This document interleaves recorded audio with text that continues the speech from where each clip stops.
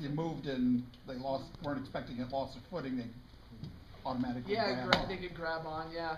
And it also has to do with a lot of their hunger too. You know, if I didn't feed her all day right now, and this was the first time I was giving her food, she would be a lot more aggressive. And you can see she's really not being aggressive at all. How much food do they eat a day? Usually they eat, well, we feed them about 1/10 of their body weight. So she gets about like, what, 1.5 pounds or so. But they could eat more than that potentially. We just don't want to let them because then they would become overweight and it wouldn't be so much fun for me to lift her up if she was a bit heavier than this. And you know, it wouldn't be healthy for her either. So we do weigh them almost every day. And that's just to make sure that they're at a healthy body weight. And I can keel her too. I can feel her stomach to make sure she's doing all right as well.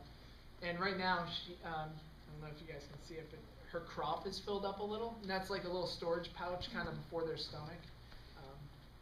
And yeah, they can fit about 2 pounds of food in that alone. Yeah. So, you know, out in the wild, if they catch a fish, that might be the only fish they catch for days. So they'll eat the whole thing. And a lot of times, even in town here, we'll find somebody will call us and say that, you know, there's a bird that's not flying, we think it's hurt. We go over there and we just see a huge crop, and we just know he's just sitting, he doesn't want to fly. I do the same thing after I eat. So. All right, we have time for one more question. What would you say your rate of success when you let the birds out? When we let the birds out?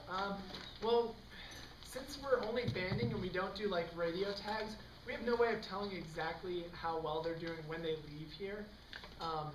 But we're able to release from the center here about 33% of the birds that we get here that are alive when they get here, which is actually really good numbers for a rehab center, a wildlife center.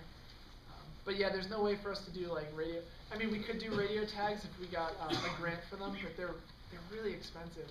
Honestly, I had no idea how much they cost, and then I looked it up, and it was like $4,000 per tag. Which, yeah, and it also depends on the quality of the tag too. You know, you can get ones that are more local, smaller range, and then longer range are more expensive. So. Are you up close and personal with just her or several? I mean, are you two a pair? Well, actually, Lacey back here is her other handler.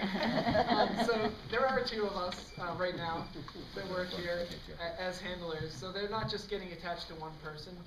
That wouldn't be really good for us, especially because if I weren't here, then there would be no way for anyone to get her outside or anything like that.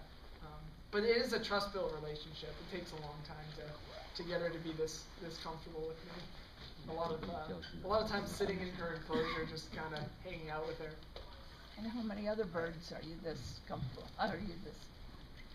I'll come back out here in a couple minutes. I can answer a couple more questions for you guys. Steve, we'll be right back out, but for now we're gonna have to put it back in its own habitat for just a minute.